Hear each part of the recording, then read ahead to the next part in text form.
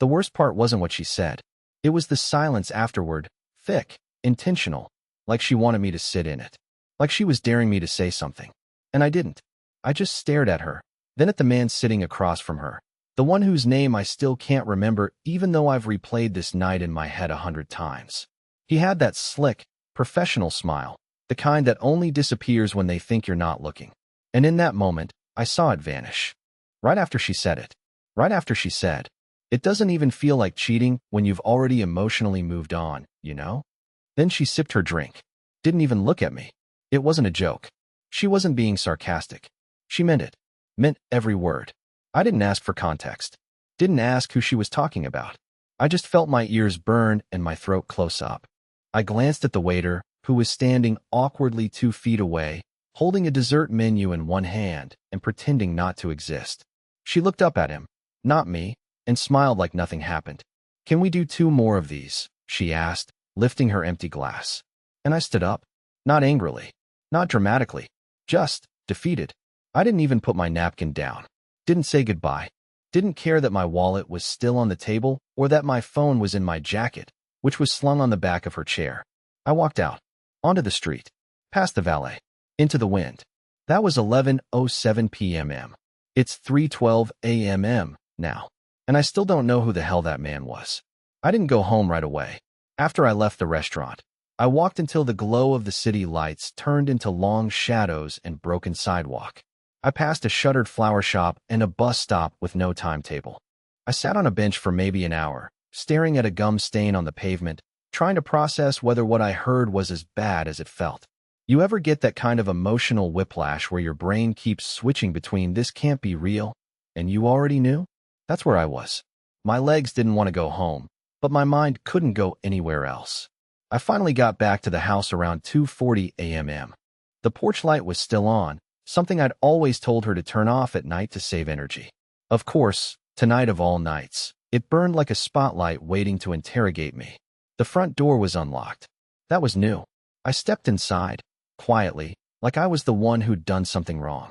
The hallway smelled like her, lavender lotion and that expensive dry shampoo she always says is worth every penny.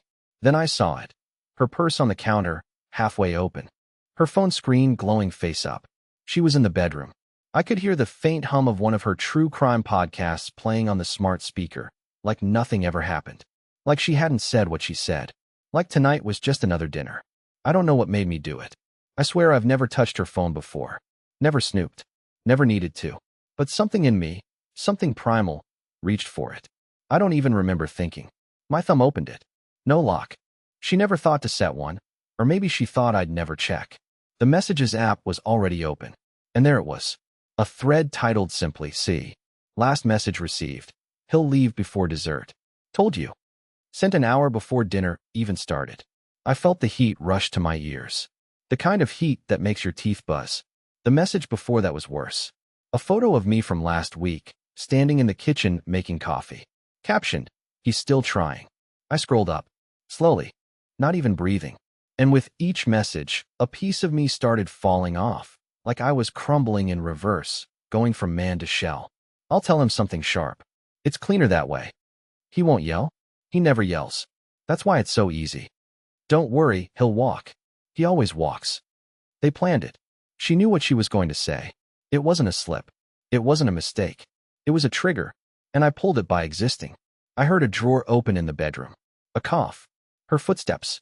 She was walking toward the kitchen. I locked the phone, set it back on the counter, and slipped out the back door like a thief in my own house. That was 24 minutes ago. I'm sitting in my truck now, parked behind the elementary school 2 streets over, and I can still hear her voice in my head.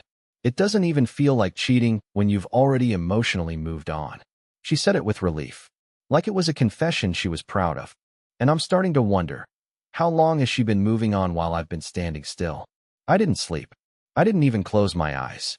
I just sat there in the cab of my truck, engine off, key halfway turned, like I was stuck between starting something and walking away for good. The sun started bleeding through the trees around 6:45, and I still hadn't moved. My phone had 17 missed calls from her, 3 voicemails, a few texts that started out apologetic and quickly turned sharp. One of them actually said, "You made that weird last night. Not cool." Like I was supposed to clap politely while she emotionally assassinated me over creme brulee. But I didn't respond. I couldn't. Instead, I drove. Now, I should tell you, I don't do impulsive. I'm the guy who checks the stove 3 times before leaving the house. The guy who budgets every dollar and color codes his Google Calendar. But that morning, something snapped. I wasn't thinking. I was reacting. I drove straight to my buddy Reed's house. He's a mechanic, owns a little one-bay garage behind his house, and more importantly, he's been through divorce. Ugly one, too. He opened the door half asleep, wearing a ripped Star Wars shirt and one sock. Didn't even ask why I was there. Just pointed to the couch and said, "Coffee." I told him everything. Every word. Every message. Every gut punch. He listened without blinking, just sat back in the recliner and stared at the ceiling like he was watching his own ghost. When I got to the part about the name in her phone, the single letter C, he sat forward slowly and said something I didn't expect. "Carter." I blinked. "What?" He rubbed his chin. Was it Carter? Carter Dalton? The name hit me like a dropped wrench. I hadn't thought about Carter in over a year. Not since Molly did that 2-month event project for the upscale marina club up north. She said she was doing design work for a new wine-tasting deck and a charity auction. Carter was the manager. She mentioned him once, said he was ridiculously smooth for a guy with gray in his beard. At the time, I didn't think anything of it. She'd always made little comments like that. Harmless, I thought. Aesthetics. She notices beauty like a photographer, not a flirt. That's what I used to tell myself. Reed nodded slowly, like he could see the dots connecting in my face in real time. "That guy came into the shop a couple times last year," he said. "Drives that black Jaguar with the red stitching, real smug vibe. I saw Molly with him once. They were in his car. I thought it was weird, but figured it was work." No way. She told me she rented a U-Haul for the event furniture. She told me she was too exhausted to drive home some nights and stayed at a client-provided Airbnb. She told me a lot of things, and I believed every single one of them. I felt sick. Like, real sick, while in my throat, cold sweat down my back. I sat back on the couch, staring at a stain on Reed's ceiling from a leaky pipe he never fixed. And in that moment, I realized something. This wasn't new. This wasn't some sudden shift or one-time betrayal. This had been building behind my back, calculated, while I worried about saving for a new washing machine. I pulled out my phone, opened the messages again, and stared at the name. Just the letter. C. But now it wasn't just a letter. It was Carter, the man with the smile that doesn't reach his eyes. The man who drove her places and sent her photos of me behind my back. The man who said I'd leave before dessert. And he was right. I did. I left quietly. Because she knew I would. Because that's what I do. But not this time. This time, I'm going to do something I should have done a long time ago. I'm going to knock on Carter Dalton's door. And I'm not walking away until I get answers. I don't know what I thought would happen when I pulled up to his place. Maybe some yelling. Maybe fists. Maybe I'd chicken out completely. I wasn't even sure what I wanted: an apology? An explanation? To see the look on his face when I said my name out loud? But I didn't expect calm. I didn't expect him to look me in the eyes and smile like he already knew I was coming. His house sat at the edge of a private neighborhood lined with identical modern boxes. You know the type. All glass and concrete and overwatered lawns. A place where nobody waves at you unless they're legally obligated. The Jaguar was parked in the driveway, just like Reed said, black with red trim, polished to a mirror. The kind of car you wash even when it's clean, just so someone sees you doing it. I parked down the street, walked up with my hands in my jacket pockets, heart punching the inside of my ribs. When I rang the doorbell, I could hear footsteps before the chime even finished. A smooth click, a slow pull. There he was, Carter Dalton. Probably mid-40s, button-down shirt, no socks, just like the type of guy who thinks rules are for other people. His hair was gelled, his sleeves rolled. He smiled the moment he saw me, not wide, not even friendly, just enough to let me know he knew who I was. "Jared," he said. Not a question, not even surprised. It took me a second to find my voice. "So she told you I'd come." He leaned on the doorframe, unbothered. "She said you were a slow burn. Not the type to yell, the type to process." There was a silence between us that lasted just long enough to feel unbearable. And then he stepped aside. "You want to come in or stand there looking like you're about to burst a blood vessel?" Against every ounce of instinct I had, I walked in. The inside of his house was exactly what I expected, cold elegance. White marble floors, oversized abstract paintings, minimalist furniture. The kind of place that looks expensive but doesn't feel like anyone lives in it. He motioned toward a leather chair I didn't sit in. "Drink?" he asked. "No," I said. "You know why I'm here." He nodded, poured himself something amber into a cut glass tumbler anyway. Then he sat across from me, legs crossed, completely relaxed. Like we were two neighbors discussing lawn maintenance, not the fact that he'd been sleeping with my wife. "She's not who you think she is," he said finally. "But I guess you're learning that now." I clenched my jaw. "You're one to talk." He laughed softly, like I'd proven some private point. "You want the truth, or do you want to leave mad? Because I'll give you both, but only one's going to help you sleep at night. I want to know when it started." He sipped his drink, exhaled through his nose, and then said something I'll never forget. "She showed up at my house one night last May. No invitation, no warning, just a bottle of wine and a story about how you didn't look at her the same anymore." I felt like someone kicked me in the stomach. I tried to remember what was happening last May. My dad had just come out of surgery. I was working late every night, barely sleeping. She told me she understood. She told me she'd wait until things calmed down. She said she was lonely. Carter continued. "And look, I'm not going to pretend I pushed back. I didn't. She made it easy. She always made it easy." I looked around the room, at the perfect angles, the untouched books, the fireplace that probably hadn't burned a single log. This place wasn't just a house. It was a stage. And she had performed here, night after night, while I was losing sleep and giving my time to a life I thought we were building together. "You really think you know her?" I asked. "I don't need to," he said, standing. "She's not mine. Never was. She just didn't want to be yours anymore, and she used me to prove it to herself." I wanted to hit him, not out of rage, but out of shame. Shame for how right he sounded, for how many signs I ignored, for how much time I'd spent holding up a marriage she was already erasing one night at a time. But I didn't. I turned, walked out without saying another word, and didn't stop until I got back to the truck. My hands shook the whole drive home. Not with anger. With clarity. She hadn't broken my heart that night in the restaurant. She'd been doing it for months. Just quietly, subtly, with perfectly timed smiles and late-night texts and strategic silences. And I let her. Because I believed the version of her she wanted me to see. But that version is gone now. And the woman I live with? I'm not sure I've ever actually met her. When I pulled into the driveway, the porch light was still on, same as the night before. This time it didn't feel like a welcome. It felt like a lie dressed in warm yellow. The house looked too still, too normal. One of those moments where the outside world doesn't match the storm inside your chest.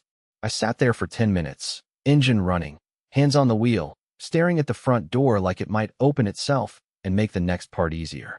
It didn't. Inside, the air felt thick. It smelled like her perfume, that woodsy vanilla scent she always sprayed too heavily when she was anxious.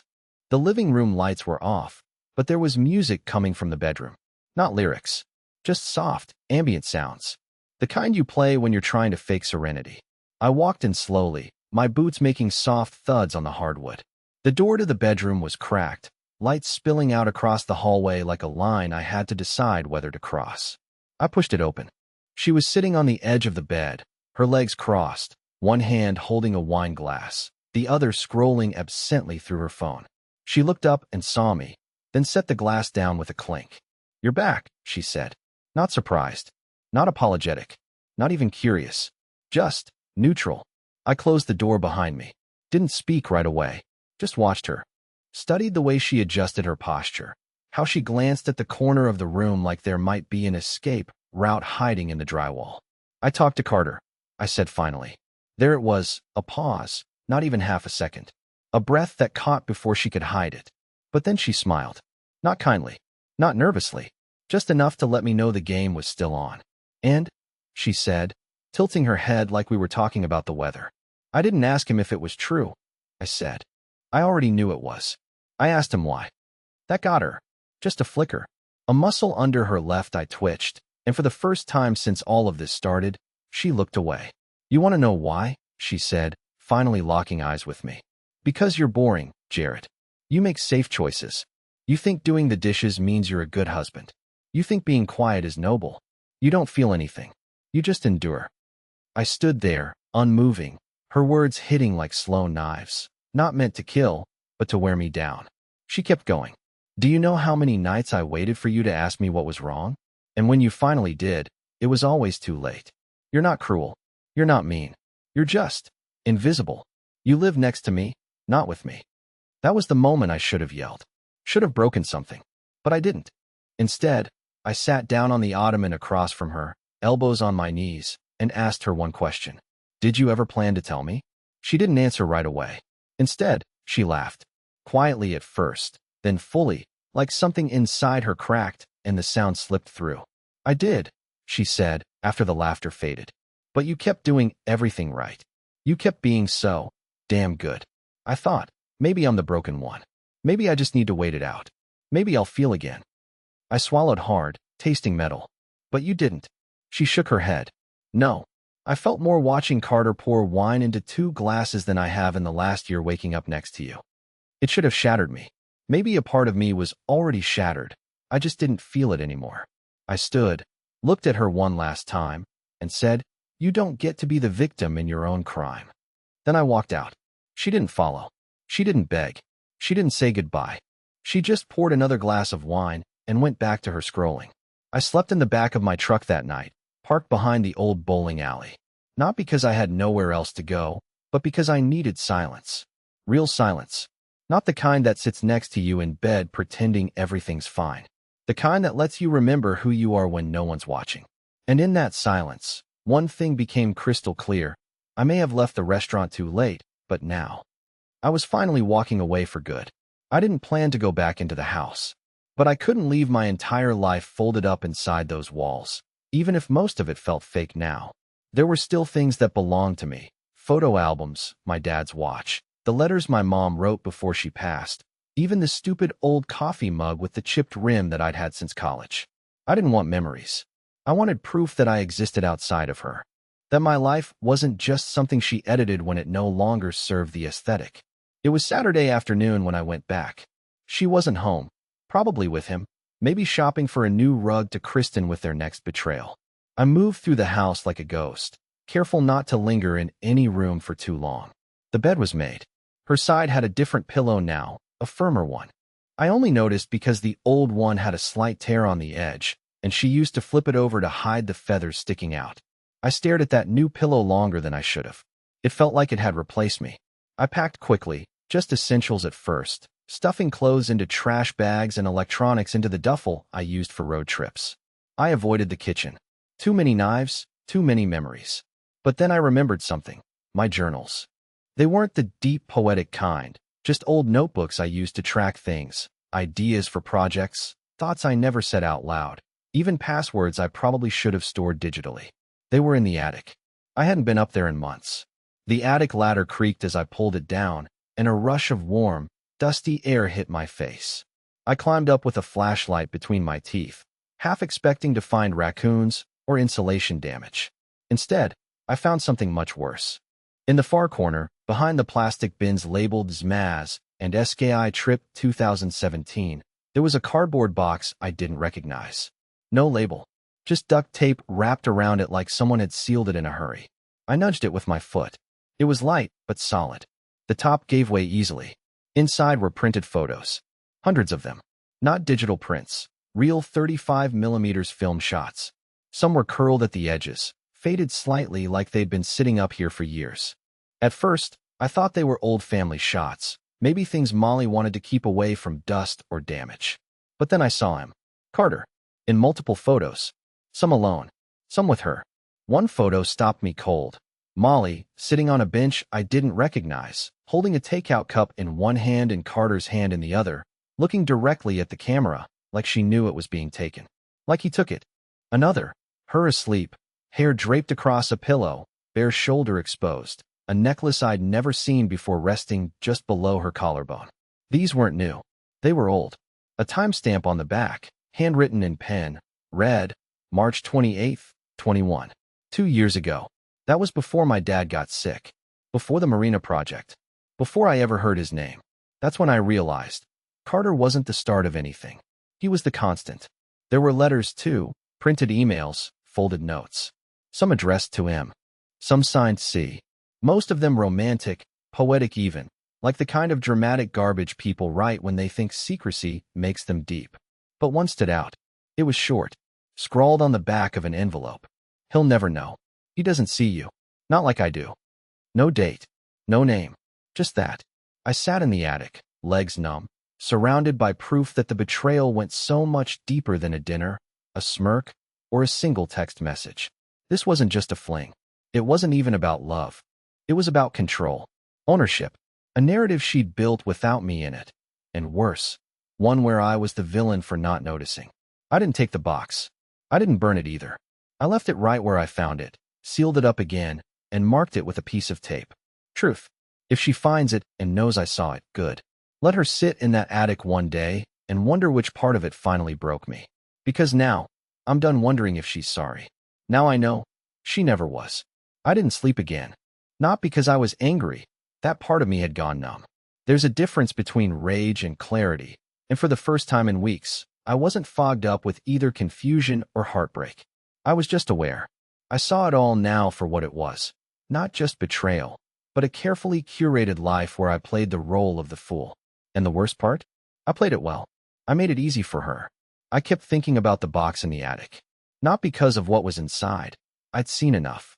I didn't need to go through it again. But something about the way it had been hidden, stored so far from sight, stuck with me. She hadn't thrown those things away. That was deliberate. She didn't keep them out in the open either. That was also deliberate. She kept them where she could revisit them without fear of being caught, a shrine to the part of her life that existed behind my back. So I made a decision. I didn't leave her a letter. I didn't send a text or ask to talk. I wasn't interested in anything performative. If I confronted her now, she'd spin it. Tell me the photos were old. Tell me it meant nothing. Tell me I misunderstood. She'd reach for whatever thread she thought would keep me tangled just a little longer. So I didn't give her the chance. I packed the box, the entire thing, unedited, untouched, and put it into a clean shipping carton. No note, no explanation, no warning. And I didn't send it to her. I sent it to her mother. Now, I know how that sounds. Petty, cruel maybe, but you don't know what her mother is like. She's the kind of woman who obsesses over family image, thinks reputation is sacred. I've been to enough awkward brunches to know that if anyone could make Molly squirm, it's her. And if Molly ever wanted to pretend this whole thing was harmless, forgettable, or private, that illusion would be destroyed the second that box landed in the wrong hands. It wasn't about revenge. It was about breaking the performance, tearing down the carefully polished version of events she would no doubt feed to her friends, her family, and maybe even a therapist someday. The version where I was distant, where she was lost, where things just happened and nobody really got hurt. No, someone was going to see it for what it was. After I dropped the box off at the shipping center, I turned off my phone. Not silenced. Not do not disturb. I turned it off. I didn't want to watch the fallout happen in real time. I didn't need to hear the voicemail where she screamed, cried, denied, or begged. All of those possibilities were as meaningless to me now as the promises she'd made on our wedding day. But there was something I did need to do. There was one person who deserved to know. Her sister. They were never close. Not really. Her sister, Emily, always struck me as too sharp for Molly, like she could smell the manipulation before it took shape. I hadn't spoken to her in almost a year, but she'd always liked me. She was the only one who warned me when Molly started taking too many trips. I didn't listen then. I should have. So I texted her now, just one line. You were right. I didn't see it. But I see it now. A minute later, she replied, come over. You shouldn't be alone right now. I didn't go. Not yet. But the offer stayed with me like a safety net under a tightrope I didn't know I'd been walking for years. That evening, the silence changed. It wasn't heavy anymore. It wasn't sad. It felt like mine. The first silence in weeks that didn't feel like something she left behind. I cooked dinner for myself for the first time since the restaurant. Nothing fancy, just eggs and toast. But I ate every bite. And when I looked at the spot at the table where she used to sit, I didn't feel grief. I felt relief. Because somewhere in the middle of the mess, I stopped trying to fix something that had never actually been whole. It's been 3 months since I left that restaurant. 3 months since she said it like I wasn't even there. 3 months since I walked out without a scene, without a word, and without any real idea what came next. I've learned something important in that time. Something nobody tells you when your heart's still cracked open and your dignity's bleeding out onto the floor. Healing doesn't come in some glorious cinematic moment. It doesn't arrive with closure or revenge or a perfect new partner who makes everything make sense. It comes slowly, in pieces, in silence, in noticing things again. The first time I laughed, really laughed, after everything, it was because of a dog. Some golden retriever outside the hardware store just plopped down in front of me and refused to move until I pet him. His owner rolled her eyes and said, "He thinks he's a therapy dog, but he's mostly just unemployed." I laughed until my ribs hurt. The first time I slept through the night again, I'd been helping Reed rebuild a busted-out motor for a friend's car. I got home greasy and exhausted, and I fell asleep on the couch with a frozen pizza still in the oven. Woke up at 3 a.m., smoke alarm beeping, whole place smelling like burnt cardboard. And I smiled, because it was my mess, my noise, my night. I moved into a small rental just outside of town, not much to look at, but it has a porch and an actual lemon tree in the yard. I water it every morning. Don't know why. I hate lemons. Maybe I just needed to take care of something that wasn't going to lie to me. I never responded to Molly's messages. Not one. I heard from Emily. Apparently her mother did get the box, and things blew up exactly the way I imagined. But that wasn't my victory. That was just the end of her story. Mine was finally beginning. I started seeing a therapist. A good one. He didn't ask me what she did. He asked me why I stayed. And the answer wrecked me more than any affair could have. Because deep down, I didn't believe I was worth more. But now I do. I still catch myself hesitating when someone is kind to me, still waiting for the catch, still checking for hidden meanings in innocent moments. But I'm getting better at trusting small things. A cup of hot coffee on a cold morning. A text from my sister I used to ignore. A slow walk with no destination. I even went out last weekend.